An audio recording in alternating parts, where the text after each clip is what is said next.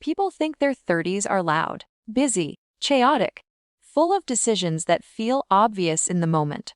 But no one tells you this. Your 30s don't ruin you. They quietly decide something you won't notice until years later. Something that doesn't scream when it happens. It just sits there waiting. And by the time you finally hear it, you're 60. I know this because I'm 60 now. My name is Nova. And there's one sentence I wish I had said out loud when I was 32. One sentence that could have changed everything. But I didn't know it mattered back then. How could I? No one talks about it. And maybe that's why you're here. I want you to stay with me for a moment. Not because I have advice. Not because I figured life out. But because this story might sound uncomfortably familiar. And if it does, maybe you'll hear what I couldn't hear in time. And if this kind of story speaks to you, if quiet truths like this matter to you, you might want to stay connected here. Sometimes all it takes is one shared story to feel a little less alone. When I was in my 30s, people thought I was doing fine. That's the funny part. I had a job that looked stable from the outside. A relationship that didn't raise alarms. Friends who said things like, "At least you're secure." Or, "You're lucky you're not struggling like others." I learned early how to nod, smile, and agree. I learned how to be reasonable. That word followed me everywhere. Reasonable choices. Reasonable expectations. Reasonable sacrifices. I wore that word like a badge of honor, never realizing it was quietly shaping my future without asking me how I felt about it. At 31, I remember standing in my kitchen one evening, holding my phone, rereading an email I didn't want to answer. It wasn't dramatic, no tears, no shouting, just a simple decision waiting for a response. And I told myself, this isn't the right time.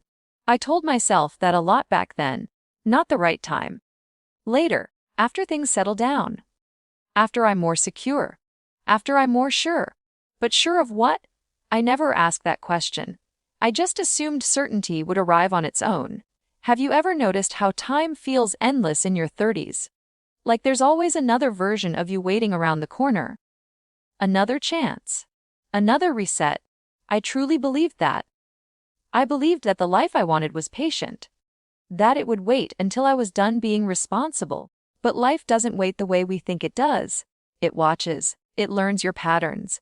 And then it responds accordingly. By 34, I had become very good at explaining myself. To others and to myself. I could justify staying. I could justify leaving things unfinished. I could explain why discomfort was temporary and compromise was mature. And every explanation made me feel calmer, safer, but also a little quieter inside. I didn't notice it at first. You don't wake up one day feeling smaller. It happens in inches. In pauses. In sentences you don't finish out loud. There was a moment I still remember clearly. I was driving home late one night, stopped at a red light, watching someone cross the street laughing into their phone, and for no clear reason my chest tightened, not with jealousy, with recognition, like I was watching a version of myself I once knew how to be. The light turned green, I drove on, and I told myself not to overthink it. That was another skill I mastered in my 30s. Dismissing feelings before they asked for more. If you're listening to this and wondering where this story is going, that's intentional, because that's exactly how it felt living it. Directionless, but not lost enough to panic. Comfortable enough to stay still. And isn't that the most dangerous place to be?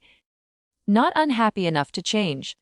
Not fulfilled enough to feel alive. Somewhere around 37, people started using different words with me. Settled. Established. Grounded. They said it like it was a compliment, and I accepted it like one. But inside, something else was happening. A quiet negotiation I never talked about. A voice that would ask, late at night, is this it? And another voice, louder and more convincing, would answer, don't be ungrateful. That second voice always won. I didn't make big mistakes in my 30s. That's the part no one warns you about. I made small, sensible ones. The kind that look harmless. The kind you can live with. Until you realize they've added up to a life you never actively chose. Have you ever wondered how many decisions you make just to keep things from falling apart, instead of building something that actually feels like you? By 40, the world treated me like someone who had it together, and maybe I did, on paper. But emotionally, I was carrying a quiet grief I couldn't name. Not grief for something I lost. Grief for something I never allowed to exist. That's a different kind of pain. One that doesn't have a clear story. One you can't explain at dinner parties. The truth is, nothing went wrong all at once. And that's why it took so long to notice. My 30s didn't ruin me, they trained me. They taught me what to ignore, what to postpone, what to call not a big deal. And every time I did that, I was voting for a future version of myself I had never actually met. If you're still listening, let me ask you something. When was the last time you didn't talk yourself out of a feeling? When was the last time you admitted, even quietly, that something wasn't enough? Not bad. Just not enough. I didn't ask those questions when I should have. I was too busy being reasonable. Too busy proving I could handle things. And maybe you're doing that right now. Maybe you're telling yourself that this discomfort is temporary. That clarity will come later. That you'll make the bold move when the timing is perfect. That's what I thought too. At 60, you have a lot of time to replay moments you didn't realize were crossroads. They don't look dramatic in memory. No music, no warning signs. Just normal days where you chose what made sense instead of what felt true. And I'm not saying that every sensible decision is wrong. I'm saying that silence has consequences too. There's something else no one tells you. The habits you build in your 30s don't stay in your 30s. They follow you. They become your default. And one day, you wake up and realize you've been living on autopilot longer than you ever lived intentionally. I'm telling you this now not because I regret my life. I don't believe in that kind of regret. But I do believe in honesty. And the honest truth is, there's a sentence I never said when I was younger. A sentence that would have made people uncomfortable. A sentence that would have disrupted the calm I worked so hard to maintain. And every year I stayed silent, it became harder to say. What was that sentence? I'll tell you. But not yet, because before I do, you need to understand how quietly a life gets decided, and why it never feels urgent until it suddenly does. That realization didn't come to me in my 30s. Or even my 40s. It came much later, in a moment that looked ordinary to everyone else, but changed how I understood every choice I had ever made. I didn't realize the weight of my 30s until much later. That's the strange thing about time. When you're inside it, everything feels temporary. You tell yourself that nothing is permanent yet, that you're still figuring things out. I said that sentence for nearly a decade. I'm still figuring things out. It sounded responsible, mature, calm. But what I didn't understand was that while I was figuring things out, life was figuring me out. By my early 40s, my days had a rhythm. Predictable, efficient. Wake up, work, responsibilities, small talk, sleep, repeat. There was nothing wrong with it, and that was the problem. When nothing is wrong, you stop questioning whether anything is right. Have you ever noticed how discomfort is often the only thing that forces honesty? When discomfort disappears, so does urgency. I remember one afternoon, sitting across from a friend at a cafe. She was talking about a decision she had made, one that scared her. She was nervous, excited, unsure. And as she spoke, I felt something shift inside me. Not envy, not regret. Something quieter. Like recognition mixed with mourning. I smiled. I nodded. I told her she was brave. And I meant it. But I also went home that night feeling strangely empty. Why didn't I feel brave anymore? That question stayed with me longer than I wanted to admit. I didn't ask it out loud. I didn't write it down. I just carried it. And carrying questions without answering them slowly changes you. You become careful, measured. You learn how to live without touching the edges of yourself. In my 30s, I believed that stability was the goal. That once I had it, everything else would fall into place. What no one tells you is that stability can become a hiding place. A very comfortable one. It protects you from risk, but it also protects you from growth. And growth, real growth, is always a little uncomfortable.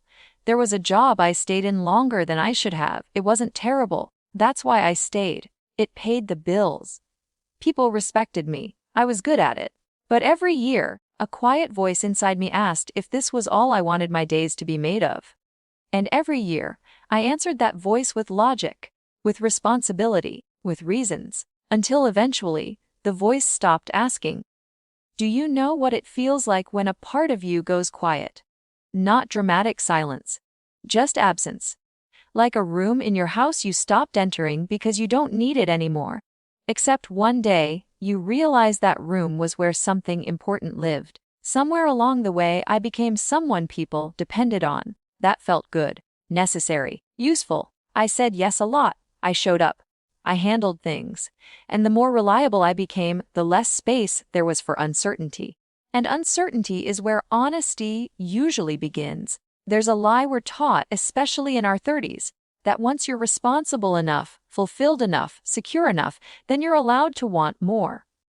But the truth is, more doesn't arrive on its own. It waits for permission. And I never gave it that. I told myself that wanting something different would make me selfish.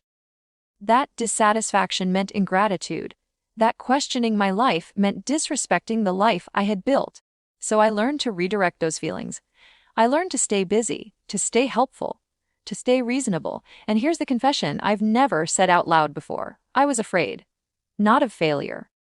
Of disruption. I was afraid of becoming inconvenient. Afraid of changing in ways people wouldn't understand. Afraid of admitting that the life I had carefully constructed no longer fit me the way it once did. So I chose comfort over truth. Again and again. Have you ever chosen comfort knowing it came at a cost, but telling yourself the cost was small? I did that for years, and each time the cost grew. Quietly, invisibly. By the time I reached my late 40s, the questions came back, louder this time. They arrived in moments of stillness, late nights, long drives, empty weekends. They asked things I didn't know how to answer. Who are you without the roles you play? Who would you be if no one needed anything from you? What would you choose if you stopped explaining yourself? Those questions scared me, because I didn't have answers anymore. And not having answers at that age feels different. It feels heavier, more final. The safety net of later starts to disappear. People talk about midlife crises like they're dramatic explosions. Mine was quieter. It was a slow realization that I had been living reactively instead of intentionally. That I had built a life based on what made sense, not what made me feel alive. There was a night, not long before I turned 50, when I sat alone in my living room, lights off, phone face down. And for the first time, I allowed myself to feel the full weight of a thought I had avoided for years. I had been reasonable at the expense of myself. That thought didn't come with panic. It came with sadness. A deep, steady sadness that didn't ask to be fixed. It just wanted to be acknowledged. And acknowledging it changed something. Not immediately. Change rarely announces itself. But once you see the pattern, you can't unsee it. I started noticing how often I minimized my own desires. How quickly I dismissed ideas that felt too risky. How automatic my, maybe later, had become. I also started noticing something else. How many people around me were doing the same thing, smiling, coping, managing, waiting for a version of life that felt more real, waiting for permission to want more. If you're listening to this and feeling a little uncomfortable, that's okay. This isn't meant to accuse you, it's meant to sit beside you. To say, you're not strange for feeling this way. You're human. I wish someone had told me in my 30s that being reasonable isn't the same as being fulfilled. That playing it safe too long can quietly turn into self-abandonment. That listening to yourself early doesn't make life harder. It makes it truer. But I didn't hear that message then. I'm telling it now because maybe someone else needs to hear it sooner than I did. There's one moment that finally forced me to stop avoiding the truth. One ordinary, forgettable moment that cracked something open inside me. It didn't happen in my 30s. Or my 40s. It happened later. Much later. And when it did, everything I thought I understood about my life shifted. That moment is coming next, and when I tell you what it was, you'll understand why being reasonable felt safe and why it cost more than I ever expected. So stay with me a little longer. The moment didn't arrive with drama, no raised voices, no sudden tragedy. That's what still surprises me. We expect life-altering moments to announce themselves loudly, but the most honest ones usually whisper. I was 56. It was a Tuesday morning. Nothing special about it. I remember because Tuesdays were always the quietest. I had finished my coffee and was standing near the kitchen window, watching a woman across the street walk her dog. She looked unhurried, present, fully inside her body, her breath, her moment. And for reasons I still can't fully explain, I felt a sudden ache in my chest. Not pain. Recognition. I realized I hadn't felt present in my own life for a long time. Have you ever noticed how you can be doing everything right and still feel like you're not really there? Like you're watching yourself live instead of actually living? That morning, something inside me asked a question I could no longer ignore. If this is how my days feel now, what will they feel like in 10 years? I didn't like the answer that formed. I saw myself at 60, quiet, polite, grateful on the surface, but carrying a heaviness I had learned to hide so well that even I forgot it was there. I saw long evenings filled with distractions instead of meaning, conversations that stayed safe, dreams that stayed hypothetical. And for the first time, I didn't push the thought away. I let it sit. That was the emotional reset. Not a breakdown. Not a decision. Just a pause long enough for truth to catch up with me. I sat down at the kitchen table and did something I hadn't done in years. I asked myself an honest question without immediately softening it. When did I start confusing peace with numbness? That question landed differently. It didn't accuse me. It didn't shame me. It simply asked to be answered. And the answer came slowly, painfully, clearly. In my 30s. That was when I learned to be reasonable. When I learned that wanting too much made people uncomfortable. When I learned that ambition was acceptable only if it didn't disrupt anyone else. When I learned to trade intensity for approval, passion for predictability, curiosity for certainty. None of it was wrong in isolation. That's what makes it dangerous. Reasonable choices rarely look like mistakes while you're making them. I thought about the moments I had dismissed, the ideas I never explored, the conversations I avoided because they felt inconvenient, the version of myself that used to ask, "What if?" before learning to ask, "Is this practical?" That version of me didn't disappear. She just got quieter, and here's the part no one prepares you for. When you silence yourself long enough, you forget how to listen again. I realized I had built a life that functioned perfectly, without me fully inside it. That realization hurt, but it also did something else. It woke me up.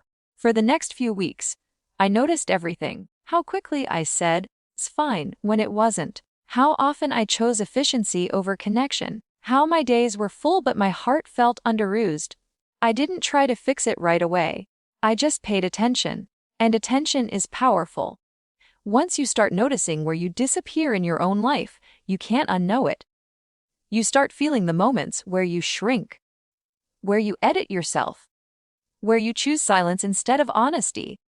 I also started noticing something unexpected. How many people around me were just as tired. Not physically, existentially, tired of being reasonable, tired of carrying quiet disappointments no one could see. We're so good at surviving that we forget we're allowed to want more than survival. One evening, I was invited to a small gathering. Nothing fancy. Just a few people talking about their lives. And as I listened, I heard the same patterns over and over. Safe choices.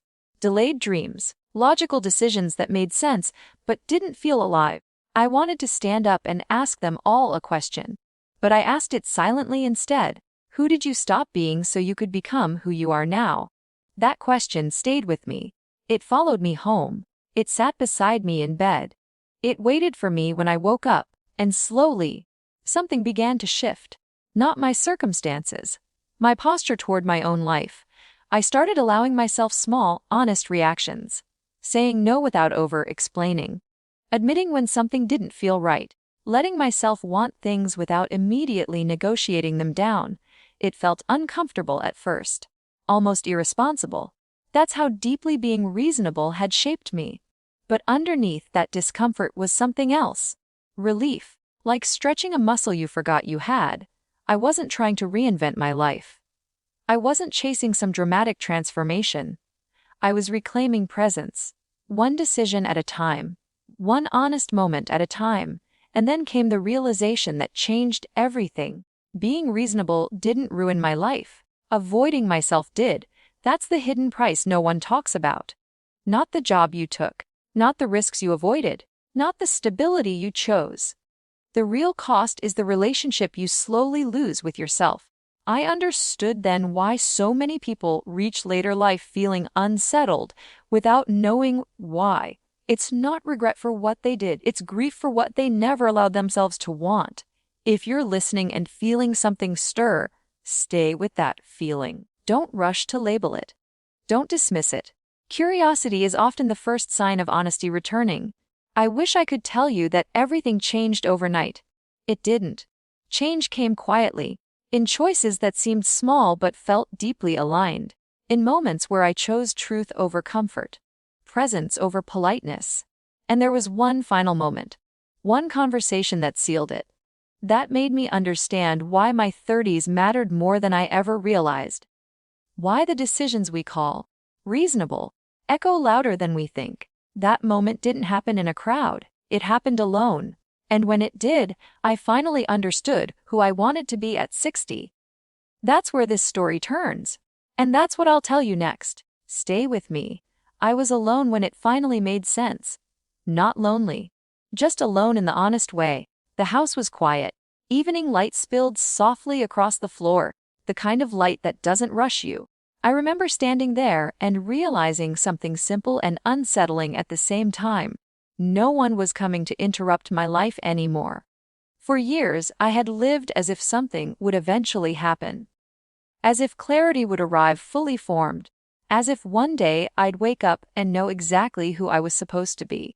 But standing there at 60, I understood the truth I had been avoiding.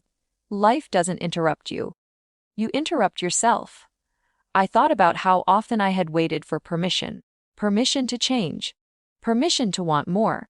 Permission to take myself seriously. And it hit me, no one had ever stopped me. I had just learned how to stop myself politely. That night, I sat down and did something I had never done honestly before. I asked myself who I would be if I stopped trying to be reasonable for a moment. The answer wasn't dramatic. It wasn't heroic. It was quiet and deeply human. I would be more honest than impressive. More present than productive. More curious than certain. That was it. And for the first time in decades, that felt enough. I didn't suddenly rewrite my past. I didn't erase my mistakes. I stopped arguing with them. I let them be part of me instead of something to apologize for. Here's what no one tells you. Healing doesn't always feel like relief. Sometimes it feels like responsibility. Responsibility for the life that's still in front of you. I started making small choices that aligned with who I was becoming, not who I had been. Speaking up when something mattered. Letting conversations be a little uncomfortable if they were honest. Allowing myself to disappoint people instead of disappearing inside myself. And something unexpected happened. The world didn't collapse. People adjusted. Some drifted away. Others leaned closer.